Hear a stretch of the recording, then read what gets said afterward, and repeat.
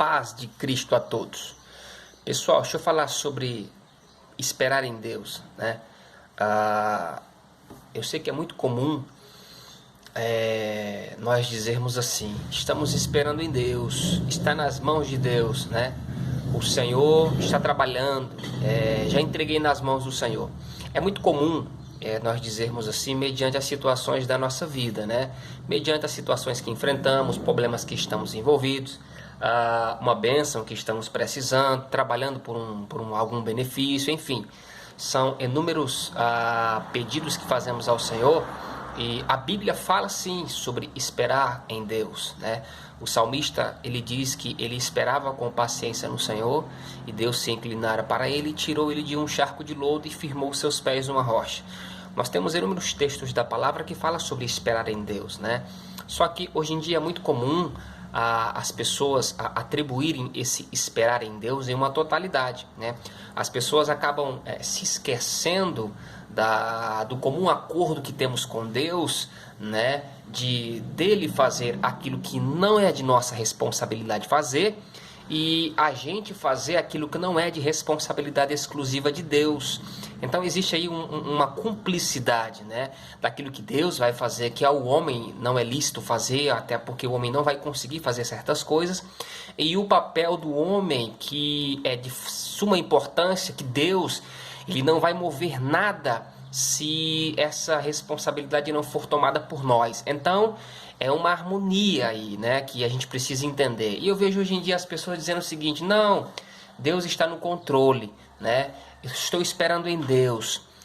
Só que muitas vezes não paramos para pensar que aquilo que Deus vai fazer está diretamente ligado ao que nós estamos fazendo já e crendo, ok? Eu vou ler um texto da palavra para até mesmo corroborar o que eu vou dizer, que está lá em Tiago, no capítulo 5, versículo 7 e 8, que diz assim, né?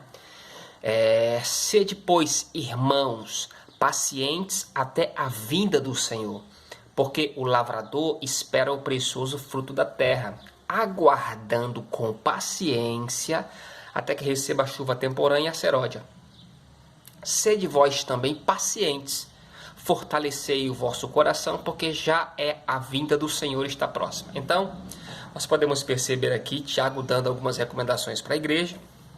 E Tiago, ele era uma das referências da igreja de Jerusalém, e ele trouxe aos irmãos ali um ensinamento precioso, falando sobre a paciência e esperar em Deus para aquilo que iria acontecer, né?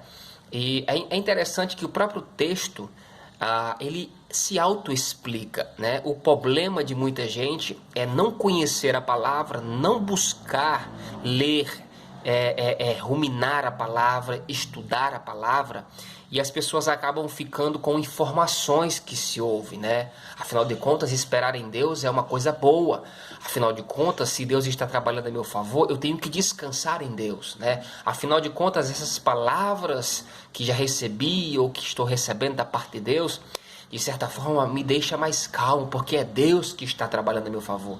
Irmãos, de certa forma, tudo isso é verdade, mas se não tomarmos parte daquilo que é nosso por responsabilidade, as coisas não vão acontecer, né? Então Tiago, ele está dizendo sobre ter paciência em Deus, mas ele ensina como é que essa paciência é na prática. Ele diz: sede, pois, irmãos, pacientes até a vinda do Senhor. Ele fala sobre o posicionamento da igreja, dos crentes, de acreditar naquilo que foi dito e esperar a manifestação do Senhor em uma constante prática. Aí no versículo seguinte ele diz: eis que o lavrador, ele vai dar o exemplo agora no versículo seguinte, eis que o lavrador espera o precioso fruto da terra. Preste atenção que ele diz, ele usa o exemplo do lavrador.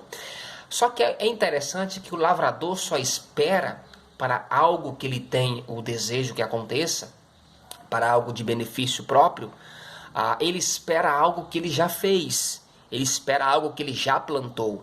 Não se espera aquilo que não temos expectativa, e não se tem o desejo de colheita naquilo que não se plantou. Para que fique bem claro, ele dá o exemplo do agricultor, né?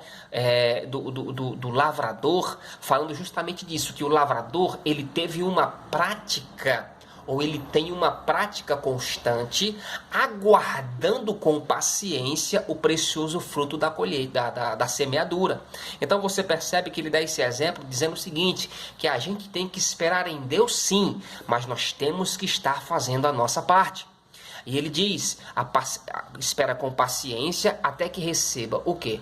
A chuva temporã e a seródia. Aí no versículo 8 ele diz, sede vós também pacientes, fortalecei o vosso coração, porque já a vinda do Senhor está próxima. Então ele dá o exemplo do lavrador e vai dar agora uma recomendação para a igreja de como vamos esperar com paciência no Senhor, fortalecendo o nosso coração.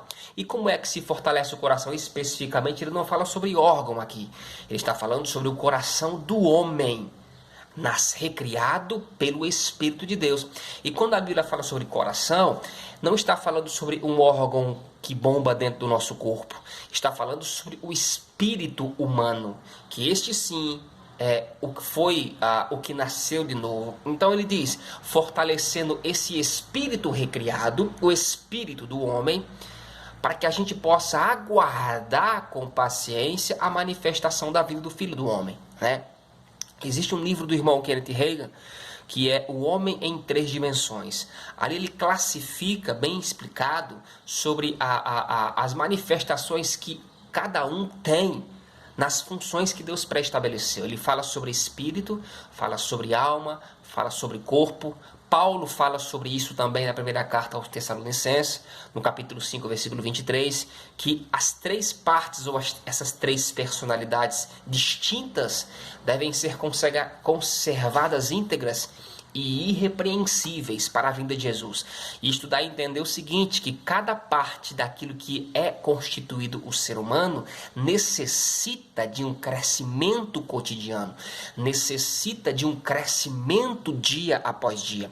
E ele diz sobre ter paciência em Deus, naquilo que estamos constantemente fazendo para aguardar a manifestação de Deus, e não só, mas também naquilo que nós temos o desejo que aconteça na nossa vida, seja uma bênção, seja um milagre, enfim. No Salmo de número 37 diz assim, versículo 9, porque os malfeitores serão desarraigados, mas aqueles que esperam no Senhor herdarão a terra. No Salmo de número 40, versículo 1, o salmista diz, esperei com paciência no Senhor, e ele se inclinou para mim, e ouviu o meu clamor. Então você percebe que ele tinha uma paciência, porém ele estava em uma constante petição a Deus, porque Deus ouve o quê? Ao seu clamor, né? Judas, no capítulo 1, versículo 21, diz assim, conservai a vós mesmos no amor de Deus, esperando a misericórdia de nosso Senhor Jesus Cristo para a vida eterna. Então, na verdade, essa transferência a Deus de ter uma paciência, porém não ter uma ação no que diz respeito a esta paciência, seria esperar algo que não vai acontecer, né? As pessoas dizem assim, eu estou esperando a vontade de Deus para essa área, né? Estou esperando a vontade de Deus que aconteça nisso. Está segundo a vontade de Deus, né? Vou usar exemplos aqui a respeito de casamento, né? Está nas mãos de Deus. O casamento está em crise, com dificuldade, o marido quer se separar, a esposa quer se separar, enfim, está uma bagunça. E ambos dizem assim, estamos esperando em Deus. Porém, não se falam, não conversam, não dialogam, não oram, não buscam na palavra, não estão exercendo o fruto do Espírito, só que estão esperando no Senhor. E a pergunta é, será que vai ter uma resposta do Senhor e uma ação do Senhor direta em relação a isso? Obviamente que não, porque lembra-se do que eu disse no início, existe essa participação mútua de Deus e da igreja que somos nós. Nós de fazermos aquilo a qual é ordenado a fazer e posteriormente esperar com que Deus se manifeste, e Deus fazendo aquilo que a gente não pode fazer, né? Um outro exemplo que eu dou é as pessoas dizerem o seguinte, não, Deus ele escreve certo por linhas tortas. Deus dá o frio conforme o cobertor, né?